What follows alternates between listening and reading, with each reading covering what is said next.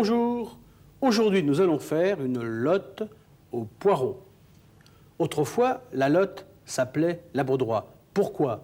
Eh bien, je vous l'expliquerai tout à l'heure, sur le marché, c'était du temps des comtes de Provence. En tous les cas, on se retrouve tout de suite sur le marché pour choisir notre lotte, alias la baudroie. A tout de suite.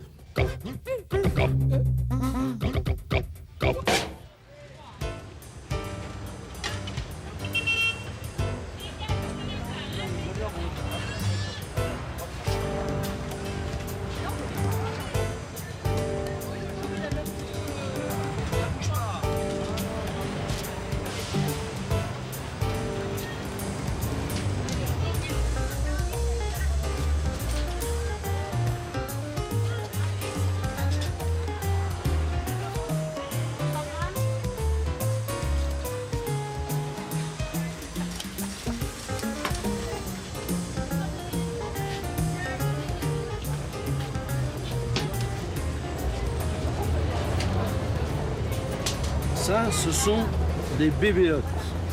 Ce sont des petites queues de lotte, mais c'est pas pour ça qu'elles sont moins bonnes. Elles sont simplement moins grosses.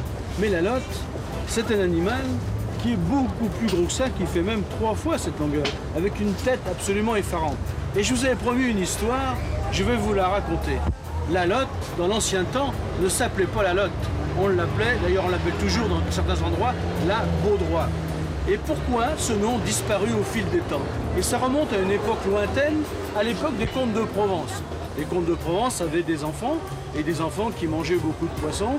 Ils aimaient, on leur amenait sur la table des baudroies que pêchaient les pêcheurs. C'était même d'ailleurs la seule vraie pêche. Et puis, eh bien, à cette époque-là, il n'y avait pas d'électricité. Donc on récupérait les têtes des baudroies et on en faisait des lampes de chevet, on en faisait des lampes où on mettait des bougies dedans pour s'éclairer, et ça faisait des choses absolument fantasmagoriques, un peu affreuses, qui faisaient même un peu peur. Et puis, comme tous les enfants du comte de Provence, eh bien, qu'est-ce qu'ils firent? Eh bien, ils jouaient à cache-cache. Et un jour, eh bien, le plus petit est monté se cacher dans le donjon, où les lampes étaient en train de sécher et où certaines étaient éclairées. Et la porte du donjon s'est refermée, et ça faisait un effet absolument, certainement affreux pour cet enfant-là, qui prit peur et qui sauta par la fenêtre et se tua. En représailles, le comte de Provence interdit la pêche à la baudroie, et la baudroie avait pratiquement disparu des marchés. Mais les pêcheurs, eux, ils avaient besoin de travailler. Et on vit apparaître sur les côtes de Provence, petit à petit, un nouveau poisson qui n'avait plus de tête, il n'y avait que la queue, et qui s'appelait la lotte. Mais la lotte et la baudroie, ça a toujours été, et ça sera toujours la même chose.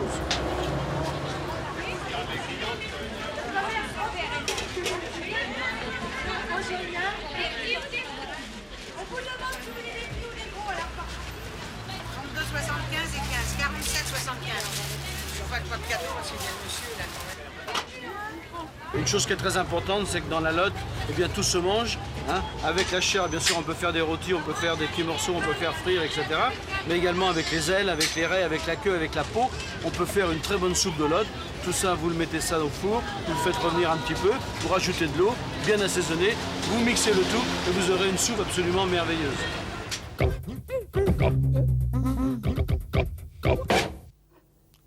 Eh bien, la voici, notre lotte, alias baudroie.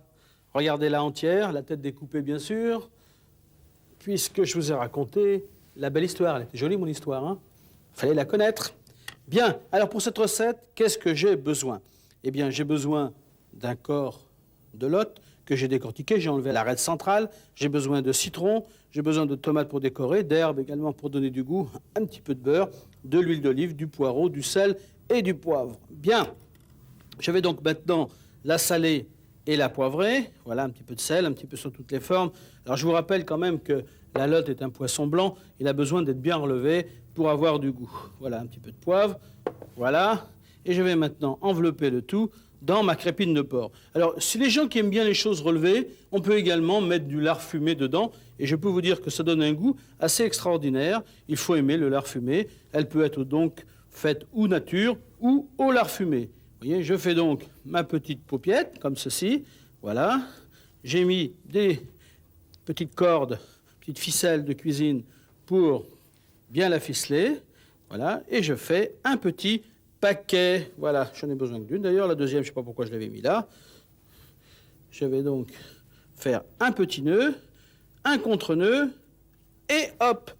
Alors, il est évident que bien serré comme ceci, tout va être emprisonné et tout va cuire en osmose. Alors maintenant, je prends mon petit pavé de lotte et je vais le mettre dans l'huile chaude, de l'huile d'olive qui chaude, très fort, voilà, et je vais la retourner à mi-cuisson. La cuisson va durer 3 ou 4 minutes, pas plus, ça suffit. Voilà, je vais la retourner, dans 3 ou 4 minutes, eh bien ma lotte sera impeccable à déguster. Et à côté, je vais faire cuire les poireaux dans un petit peu d'eau, comme vous savez le faire depuis déjà longtemps. Allez, on se retrouve dans 3 ou 4 minutes.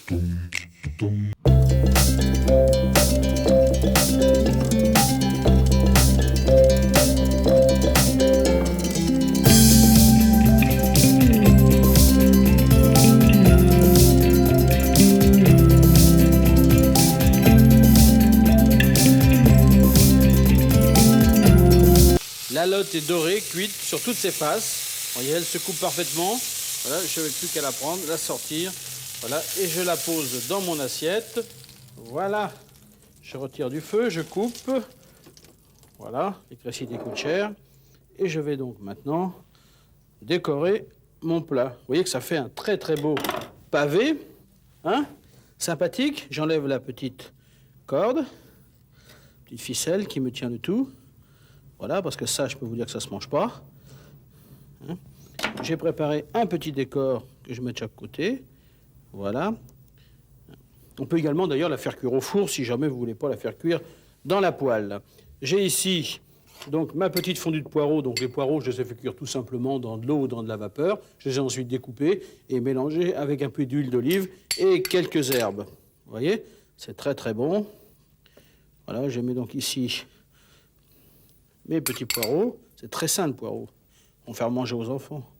Bon poireau qui a du goût extraordinaire.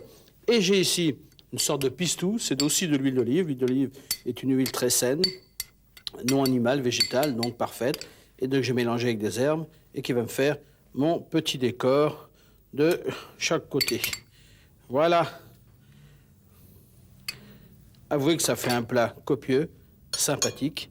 Et si vous saviez comme ça sent bon, que vous feriez comme mes amis qui m'attendent, vous sauteriez dessus pour le déguster. Je les vois avec leurs yeux qui brillent d'impatience. On arrive, on arrive, on arrive. Hop, allez, faites comme moi, bon appétit.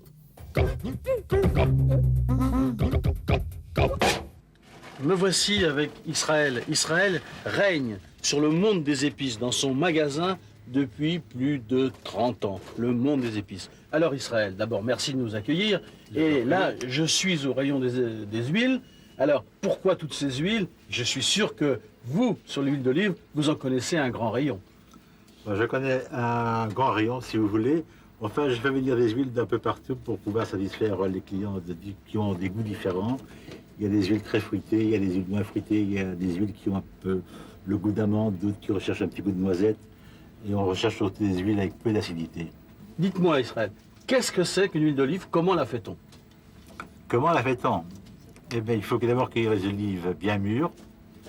Et puis, on les écrase dans des moulins à pierre, c'est ce qu'il y a de mieux. Et le premier jet qu'on extrait, c'est ce qu'il y a de mieux. Car souvent, il y a 2 pressions, 3 pressions. Mais alors, c'est déjà pas bon. Ce qui est mieux, c'est la première pression à froid. C'est là où l'huile d'olive donne ce qu'elle a de mieux. Et là, c'est marqué sur les bouteilles. En principe, aujourd'hui, ça doit être marqué. Il y a des huiles d'olive, donc tout ce qui est première pression à froid est marqué. Et quand il n'y a rien indiqué, ça veut dire que c'est une deuxième pression, une troisième pression, et c'est moins bon. Bien qu'il y ait des gens qui recherchent une huile d'olive avec avec beaucoup de goût, et alors c'est des olives mélangées avec même le noyau. Ben alors on trouve parfois des huiles d'olive qui sont amères. Est-ce que c'est normal ou est-ce que c'est un défaut? C'est un défaut. C'est un défaut. Hein, et ça, on retrouve beaucoup ça dans les supermarchés. Ça veut dire que ce sont des huiles qui ont subi déjà 2 ou 3 pressions, et c'est seulement cette pression qui fait que le noyau se mélange au goût. Et puis il y a le problème de la conservation. Une huile d'olive, il ne faut pas la laisser à la lumière, n'est-ce pas? Dès que vous l'avez achetée, il faut la mettre à l'abri de la lumière, et c'est là qu'elle se conserve le mieux. Si une huile d'olive reste longtemps en rayon ou à la lumière, elle se détériore. Et détruite par les rayons de la lumière. Quoi. Exactement. Ah, ça, c'est un conseil qu'il ne faut pas négliger. L'huile d'olive, vous voyez, il faut la garder au noir. C'est bien qu'Israël nous l'ait dit. Eh bien, écoutez, Israël, je vous remercie. Régnez encore longtemps sur ce magasin pour le plaisir de tous ceux qui ont une bouche, des yeux entre les oreilles.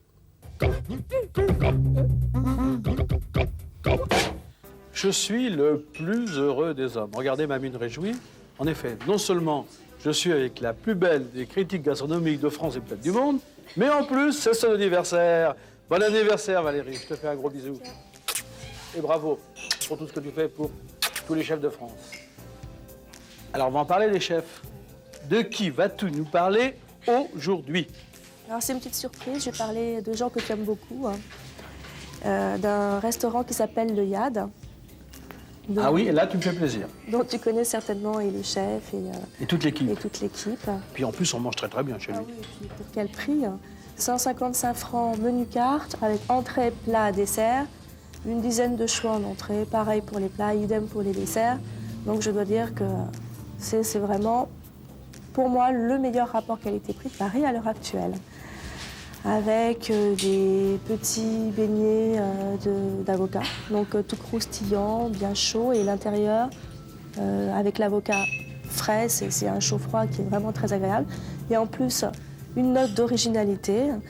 Et puis en plat, bon, ça peut être le caclon de tripe, alors très généreux, ça arrive comme ça dans une casserole recouverte d'une pâte.